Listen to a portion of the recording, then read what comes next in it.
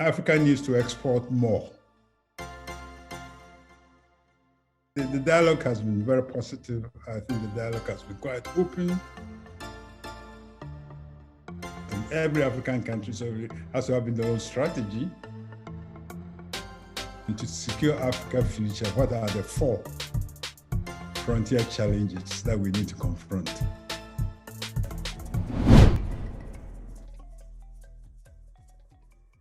Hello everyone, welcome to Development Reimagined's easy to digest video and podcast series, Africa Unconstrained, supported by Quartz Africa, an essential online source for understanding the forces shaping our world. Our aim with Africa Unconstrained is to explore African perspectives on the continent's new era, especially in the context of a post-COVID-19 world. If you don't already know Development Reimagined, we are a leading, independent and African-led international development consultancy, with our headquarters in China and with offices in Kenya and the UK. Our mission is to provide new ideas and solutions to deal with the complexities of global poverty and climate change, and it's a mission our diverse team really strives for every day. I'm Hannah Ryder, Development Reimagined's CEO.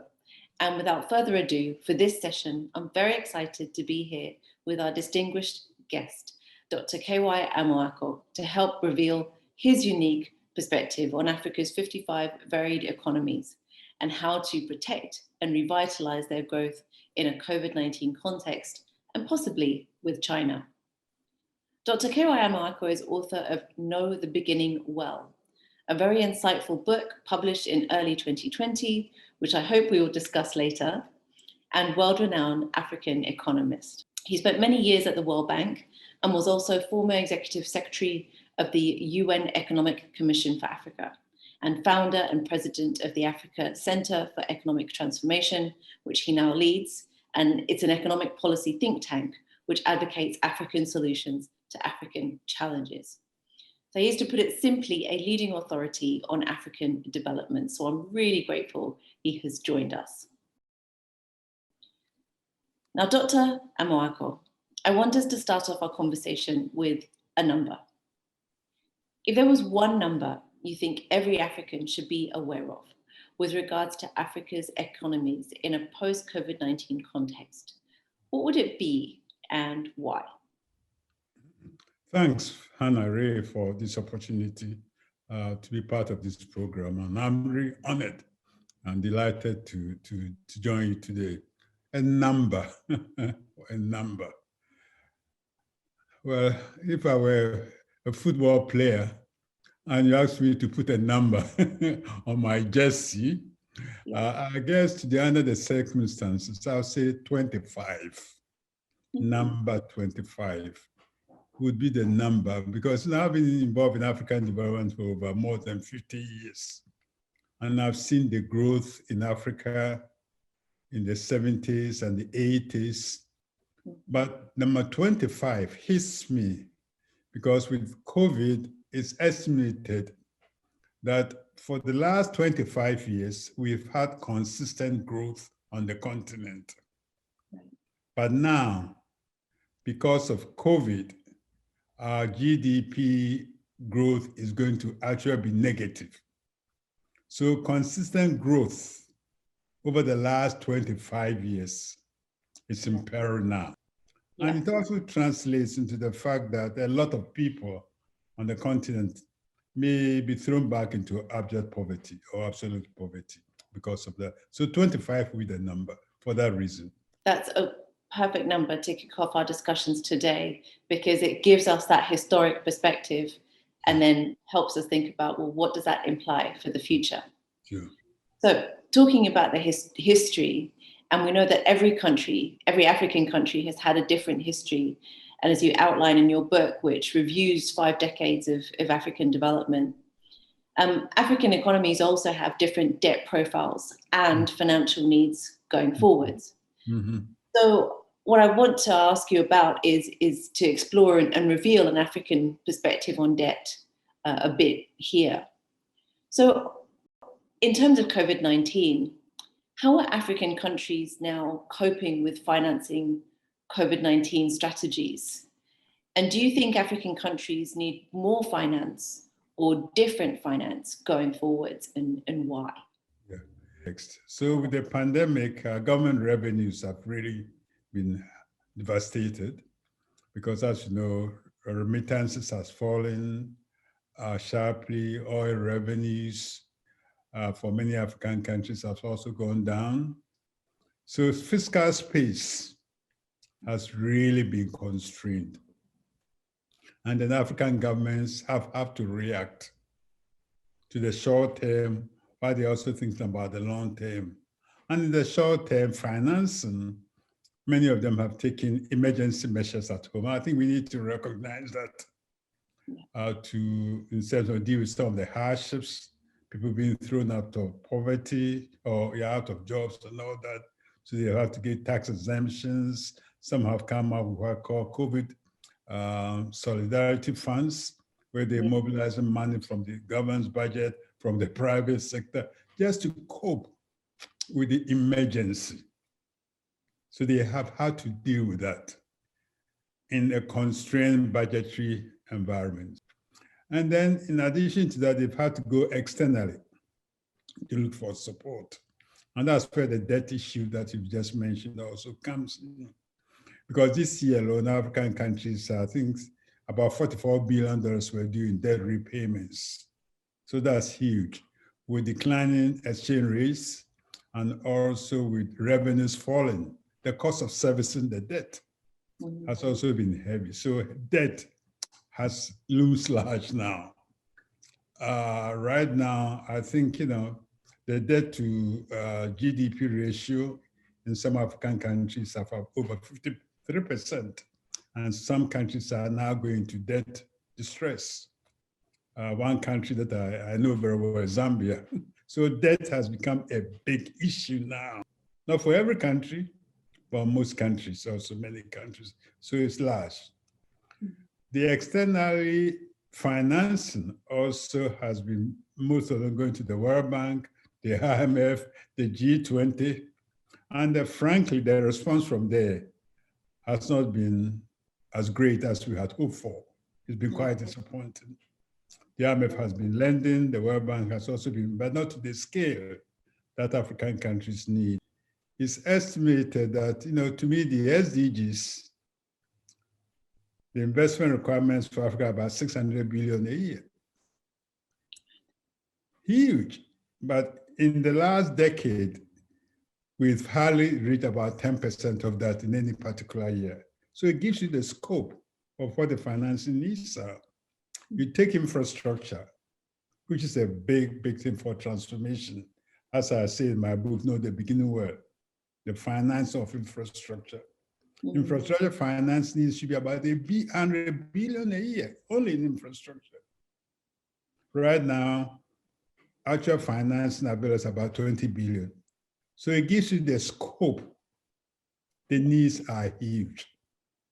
And to transform African economies and to grow, that's the kind of financing you need. Yeah. So if you put it in that context, then how do we meet those financing needs?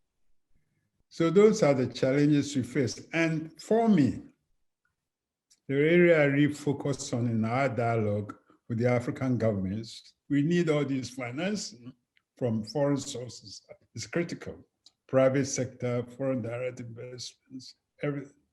But domestic resource mobilization. So you mean tax? Yeah.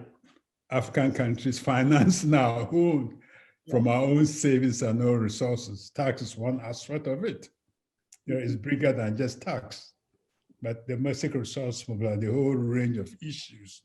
And that's why if you take on tax as an example, today on the average, the tax GDP ratio in African countries at most is the highest would be about 17%. Okay? Yeah. It's not that great, maybe a few, maybe 22. If you compare to Asia, it's something like 40%, 35%. So there's a lot more that we need to do on our own domestic resource financing. And there are many things we need to do. And at the African Center for Economic Transformation, when the pandemic struck, we came up with a paper called the 10-point policy priorities for African governments. And that's one of the areas we really focused on, what we need to do to mobilize our own resources to come up with more financing. So those are the challenges I think we face. Yeah. Great. So more finance and all types of finance is what we All really type of finance, but domestic resource mobilization, better tax, better use of our own resources, improving the business environment, how you finance your projects. So a whole range of issues regarding to resource use and resource management and transparency and accountability and efficiency in how you use those resources. So those resources will go far. Yeah. Great. So it's practically impossible to avoid talking about the world's second largest, and in some reports, the world's largest economy when we do talk about Africa's economic future, including the financing question. I want to understand your insights on the Africa-China relationship, and again, help reveal this a forward-looking African perspective for our viewers and listeners. It's such an important question, really. And when I set up the African Center for Economic Transformation in 2008, one of the first major reports we did was to look at China-Africa engagements in terms of what it could look like in the future. That before it became fashionable when everyone was talking about Africa-China, because I saw that as a key factor going forward for African transformation. Indeed. I also thought there was a lot we could learn from China's experience. And so we did a report looking east, Africa and China. And we analyzed a lot of what African governments needed to do, what they needed, China needed to do. And one of the first things we said in this report, that every African country and African countries collectively should have a forward-looking strategy with China. On the positive side, there are a lot of good things about China-Africa relationship that we should realize. Chinese investments have been huge. Foreign direct investment from China to is the fastest growing today, which is great. Chinese investments are going to infrastructure, which has been a major bottleneck for Africa's development. So investments into infrastructure has been huge, into manufacturing, into productive sectors. Those are all the good things. And indeed, a lot of the GDP growth we've seen in Africa over the last 10, 15 years has to a significant extent been due to investment from China and also commodity price increases. So those two are the factors that have been responsible for quite a lot of the growth that Africa has seen. So that's on the positive side. And I think in the context of the Belt and Road Initiative, in the context of FOCAC, where China and Africa, the relationship between Africa and China in the world space geopolitically has also been very important for Africa and Chinese engagement with the African Union. So there are some real positives there. On the other hand, there are certain things that we need to look at on the other side of the ledger. One is the fact that I think, if you look at the trade deficit between China and Africa, it's huge. And Africa needs to export more to China. But as a type of export that creates jobs in Africa, export that leads to value addition. So tariff escalation has been an issue. So the nature of the trade patterns with Africa should lead to more value addition and beneficiation of raw materials, not just raw materials, exports and so forth. So that's one area where I really think the relationship has to improve. Second is the debt question. We can't avoid that. China's debt.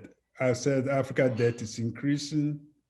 The Africa's debt to China is the fastest growing. if you look, I think the numbers show that the debt has increased from about 1 billion a year in about 2002 or something. Right now it's about $10 billion a year, which is huge. And then the terms and conditions of that debt also, in terms of maybe some people think it's not very transparent, it's too opaque. The terms are written in Chinese. So African countries, when they are going into this debt relationship, in the end, are not getting value for money in that sense. And all this is increasing, putting pressure on their debt. So the debt issue and the way it's handled, and if you look at countries like Zambia, that has all defaulted now on the sovereign side. A lot of it, there's complications stemming from their debt relationship. So debt that's one particular area that I'll put on the table, how we manage our debt and our relationship with China on that score. Great. So two key recommendations there for the improvement of the relationship: trade and more open debt. Yeah. So I also put that on the agenda. Yeah, I think the dialogue has been very positive. I think the dialogue has been quite open, and I think the AU and the Chinese leadership. So the more, but I always, Hannah, one point I always say that when we talk about China and Africa, what do we mean? Mm-hmm. Africa is a collection of 55 countries. And when we talk about China-Africa strategy, China deals individually with Ghana, with Senegal, 50. So how you get a collective strategy and relationship is going to be important. Every African country has to have their own strategy and engagement with China as with any other country in the world. But the collective also becomes very important. So that's the other issue. And the power dynamics is also influenced by that. Absolutely. And especially when it comes to regional integration. And for example, we have so much, there's been some great progress recently on regional integration. I know you're very much for One Africa. Yeah. Many of us are. And that push towards regional integration through the Africa Continental Free Trade Agreement is so important. And there's so much more that can be done, even on the monetary and financial side, going back to your point on domestic resource mobilization. That's music to my ears. Once you start talking about integration, in fact, we're coming up with the report, the African Center for Economic Transformation. You're probably very interested in that report. And when so that would be your readers or viewers, are we looking at the issues of we call it securing Africa's future. And to secure Africa's future, what are the 4 frontier challenges that we need to confront? And one of them is the regional integration agenda. So on regional integration, and the other is climate, how we deal with the climate situation in Africa, and demographics, jobs is the other, and innovations and digitization. Those are the factors, and they all have integral link to the regional integration agenda. Yeah. So when you look from this, so a collective that we need to, but regional integration is key. Yeah, absolutely. Look, thank you, Dr. Amoako, for joining our session. It is very important that our audience understands what an African perspective is on these issues. So we really appreciate you speaking with us today and bringing your insights to this. On behalf of our audience, if they would like to understand your perspective in more depth, what should they turn to? Where should they look? Well, they should look at my book. Know the beginning where it's on Amazon, and I've been doing a lot of events. I'm serious because see, what I try to do in that book is that I think you need to learn from the past to inform the future, so we don't make the same mistakes again. So I spend a lot of, all the things we've just mentioned, aid, debt, on how we got into the debt crisis in the 70s, how we got out of it. So there's a lot you can learn from that. On integration, the progress we've made. On aid relationship with the donors and that. On the need for domestic resource mobilization. Because a proverb that drove me to write the book says, if you know the beginning well, the end shall not trouble you. That's an African proverb, which I found very important. So you need to go back, learn from your past, the mistakes you've made, the progress you've made, the challenges ahead, and from there. So from my perspective, and that's how I formed the African Center for Economic Transformation. So much of the work we're doing, that's in our reports. Also, that's the framework. So when I'm talking about securing Africa's future as the 4 issues, we just didn't pick it up from anywhere. It's based upon where we are today, where we traveled. So that would be my answer to your question. That's the starting point. Yeah. Thank you, Dr. Amoako. And we'll also be looking out for that report from Asset as well. So perfect. Thank you. And thank you to our audience. Please do follow us at www.developmentreimagined.com and on Twitter at DevReimagined, and our partner Quartz at www.qz.com/Africa. Thank you all for joining, and see you next time. Thank you.